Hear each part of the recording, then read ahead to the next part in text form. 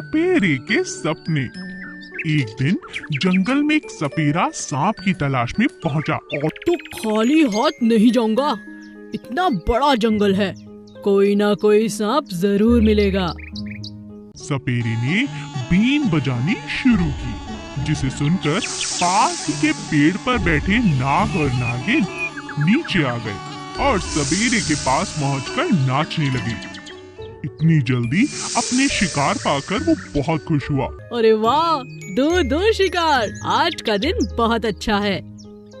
सपेरा दोनों को पकड़कर अपने साथ ले जाता है।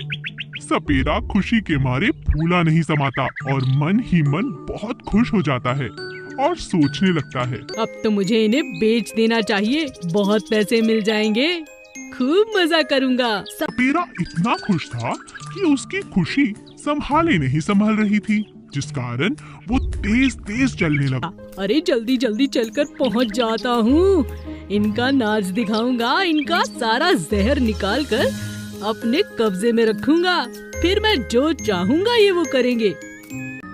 सपेरा इतना खुश था कि वो तेज और तेज चलने लगा। चलते चलते रास्ते में वो एक बड़े से पत्थर से टकराकर गिर गया। सोचने के कारण उसका ध्यान उस पत्थर पे गया ही नहीं था। अरे बाप रे, इतनी जोर से चोट लग गई। अरे अरे अरे मेरी टोकरी से ये सब सांप कहाँ चले गए? ये सांप कहाँ चले गए? सपेरे ने अपनी खुशी में अपने दोनों शिकारों को खो दिया। ये क्या हो गया? ओहो, मैंने आज दो शिकार पकड़े, मगर अपनी बेवकूफी के कारण आज मैंने दोनों को खो दिया। सांप बहुत चतुर थे। इस मौके का फायदा उठाकर वो बहुत पहले ही टोकरी से निकलकर एक पेड़ पर चढ़ गए थे। बेचारे सपेरे को अपने शिकार से हाथ धोना पड़ा। ये मैंने क्या किया? आज का दिन बहुत बुरा है। भालू का बड़ा शलगम। एक जंगल में एक बड़ा विशाल भालू रहता था। उसे फल सब्जियां लगाना बहुत पसंद था। एक दिन उसने कुछ नया लगाने का सोचा। मैंने अपने खेतों में सब तरह की सब्जियां लगाई हैं, बस शलगम की सब्जी कभी नहीं लगाई। मुझे वह बहुत पसंद है, आज मैं शलगम ही लगाऊंगा। भालू ने शलगम के पौधे लगा दिए। कुछ समय के बाद शलगम लगने शुरू हो गए।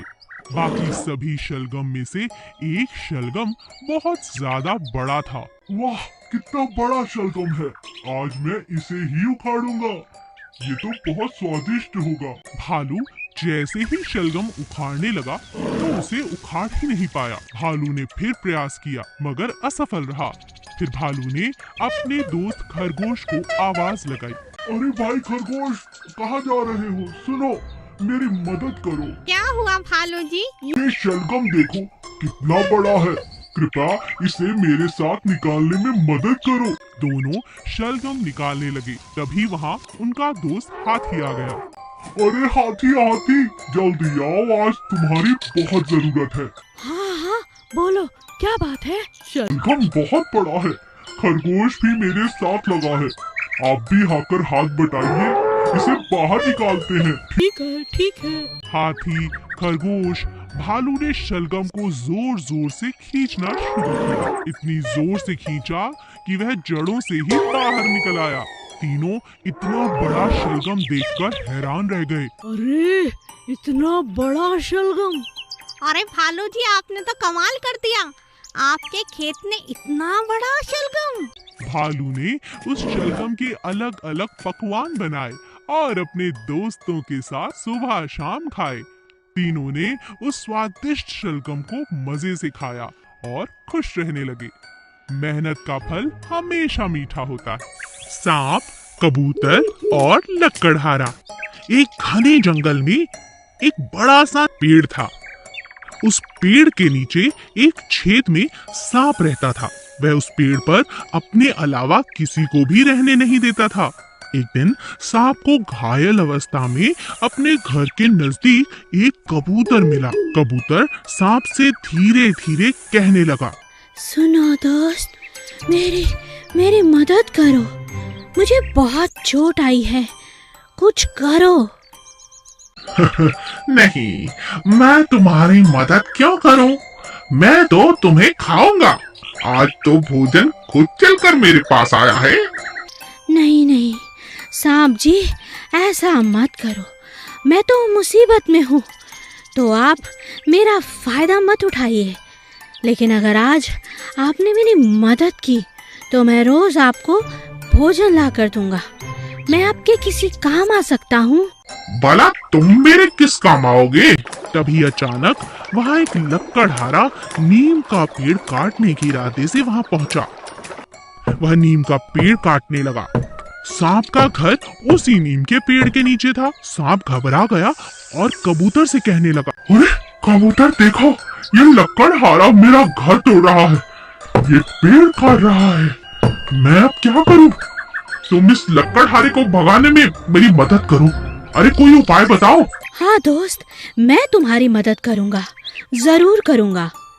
बेचारा कबूतर बड़ी मुश्किल से उठा और उड़कर लकड़हारे को जोर से चोंच मार दी। लकड़हारा जोर से नीचे गिरा। लकड़हारा जैसे ही नीचे गिरा, उसकी नजर सांप पे पड़ी। वह डर के मारे कांपने लगा और कबूतर की चोंच के कारण उसकी आंख घायल हो चुकी थी। इसीलिए वह दुम दबाकर वहां से भाग गया। सांप को अपने किए पर बहुत शर्मिंदगी हुई। अरे दोस्त, मुझे माफ कर दो। तुम कितने घायल हो, फिर भी तुमने मेरे घर और पेड़ को बचाया। दोस्त, ये मेरा फर्ज था। ऐसा कहकर कबूतर बेहोश हो गया। सांप कबूतर को अपने घर ले गया और कबूतर का इलाज करने लगा। कुछ ही दिनों में कबूतर फिर से पहले की तरह ठीक हो गया और उसने सांप को धन्यवाद कहा। सांप ने भी कबूतर से माफी मांगी।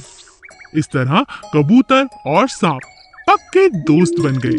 हमें मुसीबत के समय सबकी मदद करें। Please subscribe.